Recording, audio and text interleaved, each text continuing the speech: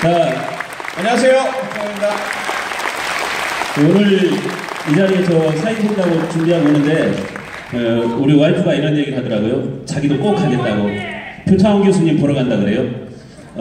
우리 교수님 인기가 굉장히 많으신데 특히 여성들에게 인기가 너무 많으신 것 같아요. 비결이 뭔가요? 글쎄 제가 좀 그 여성분들께 모성애를 불러일으키는 좀 불쌍한 면이 있는 것 같습니다. 맞죠? 네, 저는 동의를 안 해주시네요. 자, 우리 표창원 교수님의 말씀 들어보도록 하겠습니다. 힘차게 박수 한번 더 부탁드리겠습니다. 네, 군산 시민 여러분, 그리고 전라북도 도민 여러분, 여러분들 존경합니다. 안녕하십니까, 표창원입니다. 네.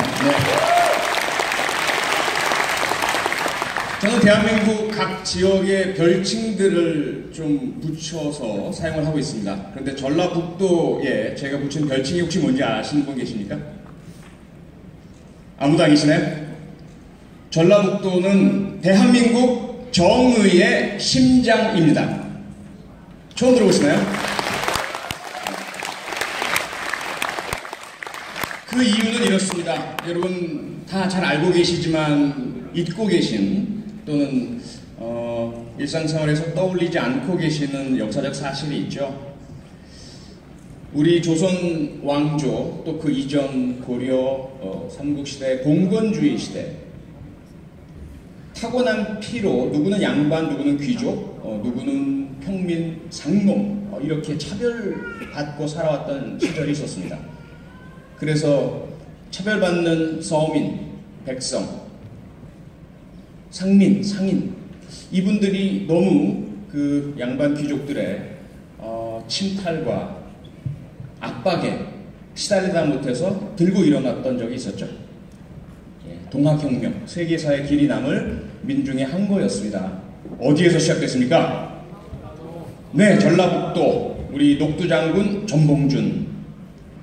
그리고 외세에 우리가 짓눌렸을 때 일제 치하에서 많은 독립운동가들이 아주 간교한 일군 또는 일경에 의해서 고통을 받으셨습니다. 그때 이분들께 무료로 법률 지원을 해 주시던 분이 계셨습니다. 누군지 아십니까? 네. 그 똑같은 분이 우리 해방이 되고 나서 반민족 행위자들, 일제 부역하고 앞잡이했던 사람들에 대해서 그 사실들을 찾아내고 조사하고 처벌하던 반민특위 특별재판부 재판장을 지내셨죠. 그 당시에 이승만 그 대통령은 이 반민특위 활동을 무산시키려고 무던 애를 썼습니다. 왜냐하면 본인 스스로의 의심스러운 행적과 자신의 가장 측근들이 모두 일제시대 부역자였기 때문이죠. 그들이 반민족 행위자들인데 그들에 대한 조사를 하고 사실이 드러나고 처벌을 받는다면 자신의 정권을 유지할 수 없었기 때문이죠. 그래서 반민특위의 온갖 방해와 압박과 또 회유를 할 때 그 모든 것에 강하게 저항하셨던 분, 바로 그분이 가인 김병로 선생님이셨습니다. 그분은 우리 전라북도가 낳은 대한민국 정의의 아이콘이었죠. 그분은 그대로 대한민국 초대 대법원장이 되십니다. 지금 대한민국의 상권 분립이 사라졌다, 헌법 정신이 실종됐다라는 한탄이 계속 나옵니다. 국회의장이 한갓 상권 분립의 최고 수장이어야 할 국회의장이 행정부 수장인 대통령의 밑에서 일하는 선출되지도 않은 청와대 행정관이나 비서관에게 압력을 받고 협박을 당하고 직권상정을 해나가라. 결국은 요건도 되지도 않는데 반헌법적인 테러방지법에 대한 직권상정을 하고야만 하는 이 모습을 우리는 목도하고 있습니다. 그 당시에도 똑같은 일이 벌어졌습니다. 대법원장에게 대통령이 이래라 저래라 갖은 압박과 회의와 협박을 했지만 2016년 입법부의 수장인 정의화 국회의장과는 달리 당시 대법원장 가인 김병로 선생은 이승만 정권의 그 대통령의 서슬퍼런 압박과 협박에 굴하지 않으셨습니다. 그분이 하셨던 말씀이 있죠. 이 세상에는 거대한 탕류가 흐른다. 아주 흐리고 더럽고 나쁜 그 탕류, 막아서고 돌리고 중단시켜야 할 그 탕류, 하지만 그 탕류가 너무 강하기 때문에 사람들은 그 앞에서 세 가지로 나뉘게 된다. 첫 번째 부류의 사람들은 그 탕류가 무서워서 저항하다가는 죽고 불이익받을까봐 탕류에 합류해버립니다. 또 다른 부류의 사람들은 피해를 입을까봐 비켜섭니다. 하지만 세상엔 언제나 세 번째 종류의 사람들이 있죠.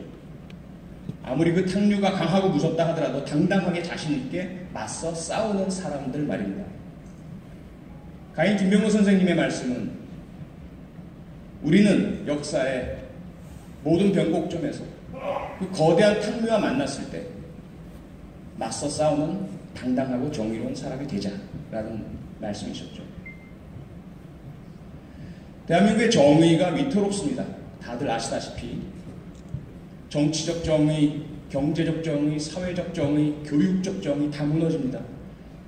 녹두장군 전봉준이 그렇게 꿈꾸고 희망했던 평등한 세상, 신분의 차별 없는 세상, 우리가 만든 줄 알았습니다. 없어졌죠. 신분, 양반 이런 거 없습니다. 귀족 이런 거 없어요. 하지만 새로운 신분, 흑수저, 금수저, 은수저, 부모가 돈이 얼마나 많은가, 권력을 가졌느냐 그렇지 않느냐에 따라서 태어나면서부터 차별받는 세상이 되어버렸습니다. 다시 우리는 이러한 불의한 세상의 탕류와 맞서 싸워야 하지 않겠습니까?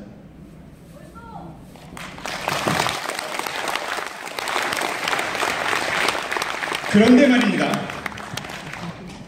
최근 벌어지고 있는 일을 보면 참 안타깝죠.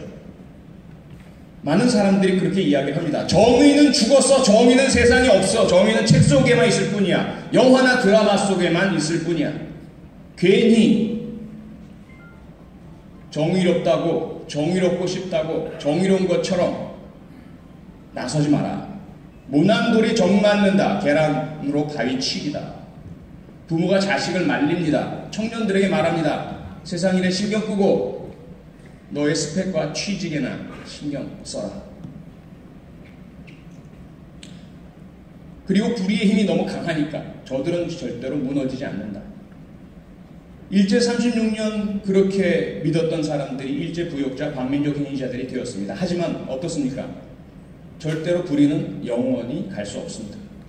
정의는 때로 짓궂을 정도로 늦게 찾아오긴 하지만 반드시 찾아오고야 맙니다.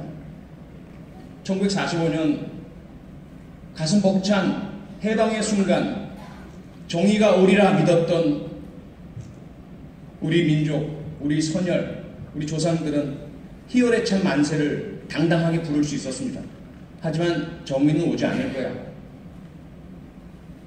나쁘긴 하지만 강한 저들은 절대로 무너지지 않을 거야 라고 생각하고 그들에게 합류했던 사람들 숨거나 혹은 자신의 과거를 세탁하고 마치 자신들도 정의롭게 기다렸던 것처럼 거짓으로 살아야만 했습니다. 한 가지 일화를, 재미있는 스포츠 일화를 말씀드리고자 합니다. 역사에서 우리는 늘 봅니다. 일제 36년뿐만 아니라 18년 박정희 유신 독재도 그렇게 끝이 났고 전두환 7년 철권 독재도 끝이 났습니다. 우리는 늘 속고 또 속습니다. 아, 저들이 영원할 것 같아. 너무 강해. 하지만 그렇지 않지 않습니까? 지금 이 정권의 이명박근혜 독재 정권 역시 끝이 날 수밖에 없습니다. 그런데 사람들은 그 기간을 참지 못하고 자꾸 포기하고 떠나갑니다. 2008년 미국 메이저리그 프로야구 내셔널리그 챔피언십 시리즈 경기가 열렸습니다. 보스턴 레드삭스와 템파베이 레이스라는 두 팀 간의 경기. 이미 3대1로 시리즈 경기가 거의 막바지에 도달합니다. 오늘 이 시합만 지면 보스턴은 떨어집니다. 그런데 1회 3점 주고 2회 2점 주고 또 3회 2점 줘서 7대0으로 집니다. 7회 초까지 0대7로 진 상황. 여러분이라면 어떻게 하시겠습니까?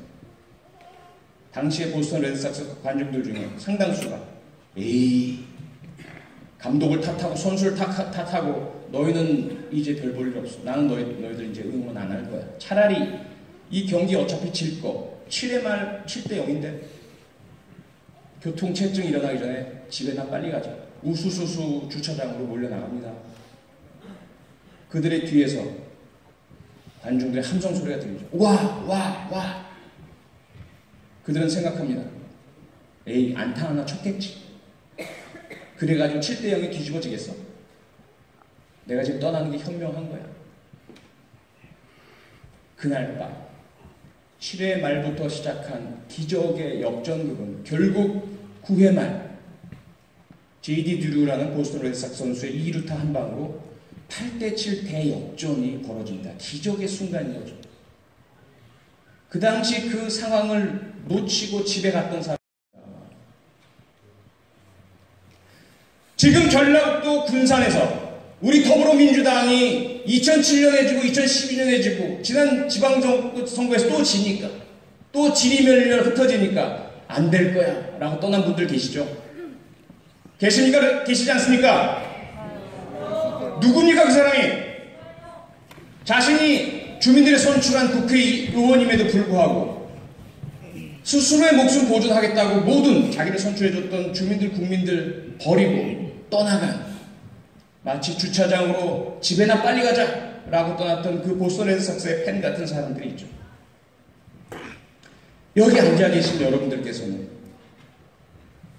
정의는 반드시 온다. 힘들어도 어려워도 끝까지 나라도 지키겠다. 비록 7대 0으로 지고 있는 우리 팀이라도 나는 끝까지 응원하겠다. 그래서 제가 서두에 여러분께 존경한다고 말씀드렸던 것입니다.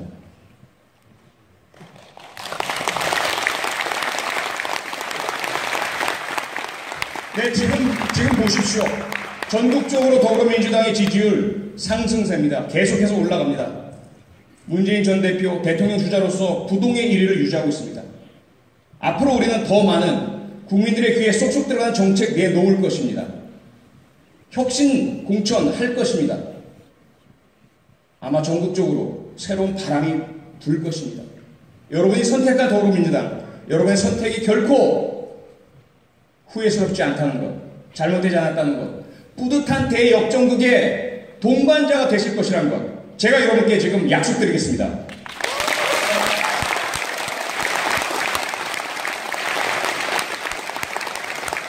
자, 역전 이야기를 합니다. 혹시 여러분들 역전의 명수라는 말 들어보셨습니까? 네. 지금 정답을 말씀하시는 분이 계시긴 한데요. 요즘 친구들한테 물어보면요. 역전의 명수라 그러면 뭐라는지 아십니까? 역전의 명수가 살아요?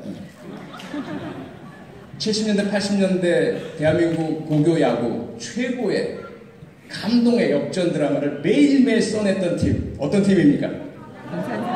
군산상고, 광주일고, 경남고, 부산고 다 필요 없죠. 대구고, 장충고등학교 아무리 그들이 8회까지 4점차, 5점차 앞서도 군산상고 앞에서만큼은 두려움과 불안에 떨어야 했습니다. 끝날 때까지 끝난 게 아니다. 역전의 명수 군산상고, 그 명성 그대로 군산이 그리고 전국이 대한민국의 정의의 대역전극을 써내려 주실 것을 저는 확실하게 믿고 있습니다. 여러분만 믿습니다. 고맙습니다.